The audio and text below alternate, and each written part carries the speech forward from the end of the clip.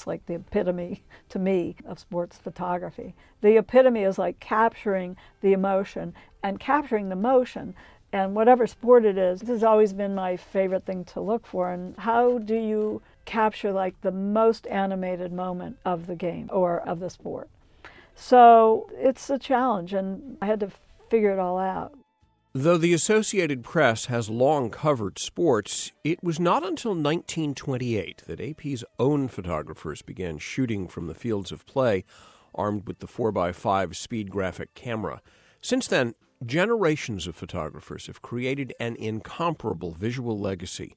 Some images made instant cultural or political impact, transcending sport entirely.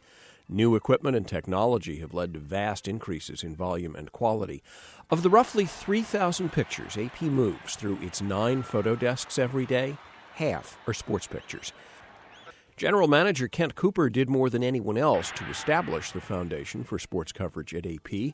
A lover of the games, he recognized the popularity of sports among newspaper publishers. In 1923, he named 25-year-old Alan J. Gould to head AP's first sports department. It was a brilliant appointment, as Gould was able to take on the administrative challenge while covering the major sporting events of that year. And what a year it was! Bob Jones won his first national golf championship. Bill Tilden and Helen Wills Moody dominated tennis. Yankee Stadium opened in New York, and Babe Ruth and the Yankees won their first World Series. On September 14, 1923, Gould headed a staff of 6 writers and 3 Morse operators assigned to Jack Dempsey's heavyweight title defense against Louis Angel Firpo at New York's Polo Grounds. Dempsey won by knockout in the second round, setting off bedlam among the 85,000 spectators. The Firpo-Dempsey fight kind of crystallized my own feelings, and perhaps that of the AP so far as my job was concerned, Gould later reflected. I felt more confidence.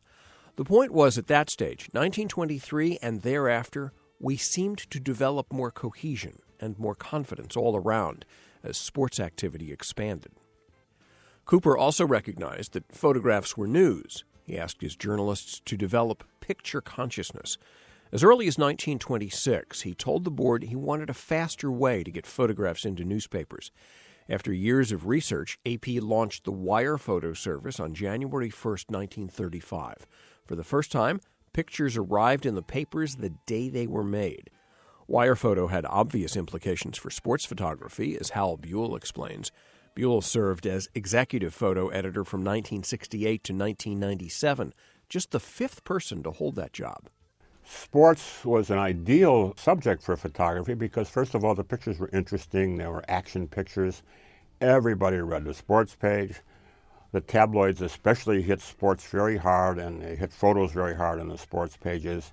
And the broadsheets were almost forced into using pictures because the tabs were really growing, hundreds of thousands of circulation in the big cities. And so sports photos really enhanced the sports coverage a great deal. Photographers were limited because of the camera capabilities and the film capabilities of the period, but still some great photography came out of those days. Published with great fanfare, the first sports picture on the network came from the 1935 Rose Bowl in Pasadena, pitting Alabama against Stanford. At the 1935 World Series, pictures were transmitted within 20 minutes of the first pitch, an unthinkable speed for the time. Some newspapers were on the street with photos before the game ended. Wirephoto operators joined darkroom staff in the bowels of stadiums. They could develop film and edit and transmit photos on the spot. At the 1936 Olympic Games in Berlin, track and field star Jesse Owens won 4 gold medals, breaking world records in the 200-meter race and the broad jump. The widely published photographs of Owens' dominating performance did more than words ever could to explode the Nazi myth of Aryan physical supremacy, to say nothing of the politically charged medal ceremonies. The growth of the Wirephoto network paralleled the growth of AP's national photo staff. In New York, 3 of AP's greatest photographers arrived in succession in the late 20s, enjoying remarkably long careers. Harry Harris, Murray Becker, and John Rooney. All were versatile, brilliant shooters. Murray, in his early days especially, did a lot of photography himself. In later years, he was chief photographer and worked on other issues, developing cameras. He worked closely with Nikon in the development of the first 35 millimeters. In his photographic days, he made some wonderful pictures. He made the great sports picture of Lou Gehrig weeping as he retired from baseball. It is not an easy picture to make. If you don't get it at the right minute, it's just another picture of a guy retiring. But he got the exact thing of Gehrig was not just weeping, but he put his hands up to his eyes, and it said weeping. He didn't have to say it in the caption. It was in the picture. On October 1st, 1961, Becker, Rooney, and Harris witnessed one of baseball's milestones, the famous 61 in 61.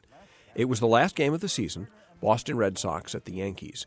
During the fourth inning, Roger Maris hit a home run, becoming the first Major League player to hit more than 60 home runs in a single season.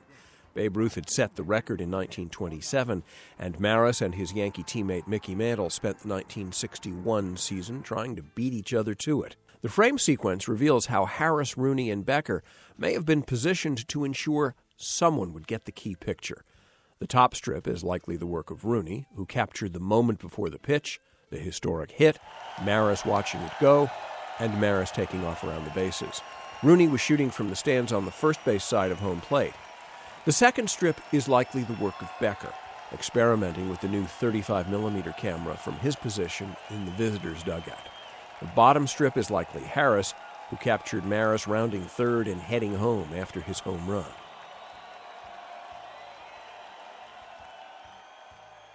On May 25, 1965, Muhammad Ali defeated Sonny Liston in their heavyweight championship rematch that resulted in a controversial first-round knockout.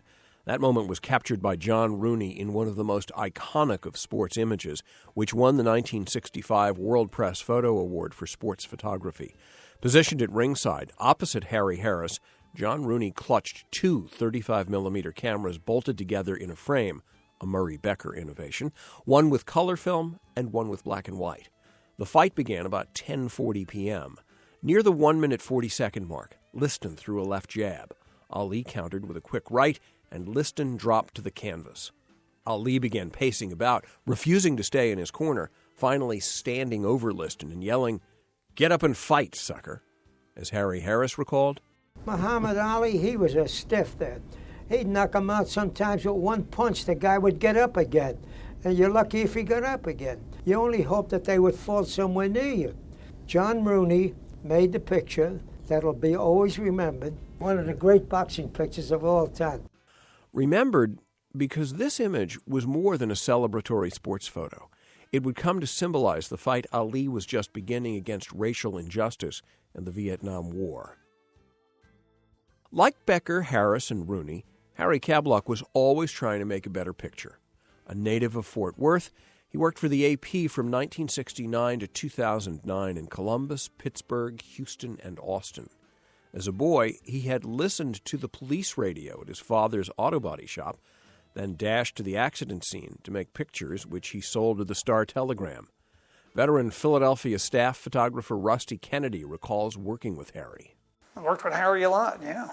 He was an unusual photographer, very talented, very hardworking, and I'd say borderline cantankerous. And if he ever sees this thing, he'll understand what I mean by it. And we did golf tournaments together, we did tons of playoffs, football, baseball, hockey, everything. Some of his best pictures were made with the magic lens, an 800mm lens that was, he said, not so much a lens, but an optical instrument. Harry knew how and when to use that lens. We started out using, everybody was using them, Nikon Fs, and probably the fastest, longest lens you had was a 300 4.5.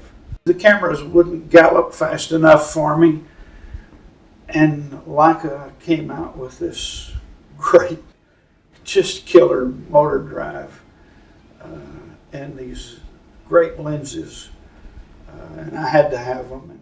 I'd do it again. Kathy Willens, who worked with Kablock, remembers holding a camera at the age of 3. A portrait photographer, her father taught her to develop film.